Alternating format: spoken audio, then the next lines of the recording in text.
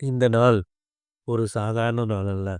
இது ஒரு நினைவு, ஒரு நன்றி, ஒரு வாக்குறுதி. இந்த மண்ணுல உழைப்பு இல்லாம ஒன்றும் நடந்ததில்ல. அந்த உழைப்புக்கு உயிர் குடுத்தது ஒரு பேசாத ஜீவன். அந்த ஜீவன மரியாதை பண்ண சொல்றது இந்த நாள். மாடு இல்லாம வயல் இல்ல, வயல் இல்லாம உணவு இல்ல, உணவு இல்லாம உயிர் இல்ல. நம்மோட வீட்டுல பசி போகணும்னா ஒரு ஜீவன் மௌனமா உழைச்சிருக்கு. அதுக்காகத்தான் இந்த மண் ஒரு நாள ஒதுக்குது. அதுதான் மாட்டுப் பொங்கல். இந்த நாள் சிரிப்புக்காக இல்ல, கொண்டாட்டத்துக்காக இல்ல. இது ஒரு நன்றி சொல்ற நாள். ஒரு தட்டு சோறு நம்ம கையில இருக்குன்னா, அதுக்கு பின்னால ஒரு ஜீவன் இருக்குதுன்னு நினைச்சு பாரு. இந்த உலகத்துல நன்றி மறந்துட்டா உயிரும் வற்றிடும். ஆனா இந்த மண் நன்றி மறக்கல. அதான் ஒரு மாட்டுக்கு மாலை போட்டு, மஞ்சள் தடவி தீபம் காட்டுது.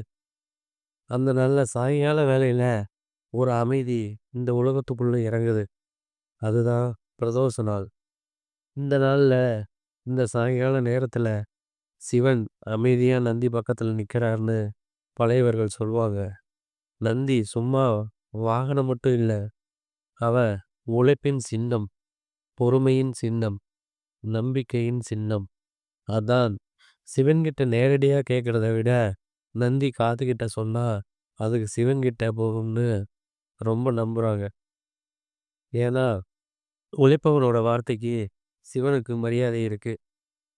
வியர்வையோட சொல்லுற பிரார்த்தனை பொய்யா இருக்காது. இன்னைக்கு மாட்டுப் பொங்கலும் பிரதோஷமும் ஒரே நாள்ல வருது. அதுக்கு ஒரே அர்த்தம்தான். உழைப்பவனை சிவன் கைவிட மாட்டார்.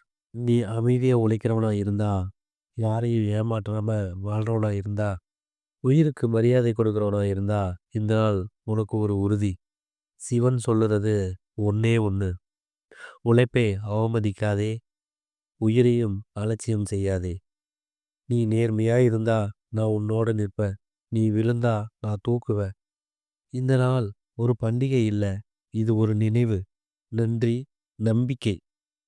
மாடு மெதுவா நடக்குது. கோயில் தீபம் அசையுது. வானம் இருட்டு வாங்குது. பின்னாடி இருந்து நமக்கு வர ஒரே ஒரு சொல் தான். ஓம் நம சிவாய.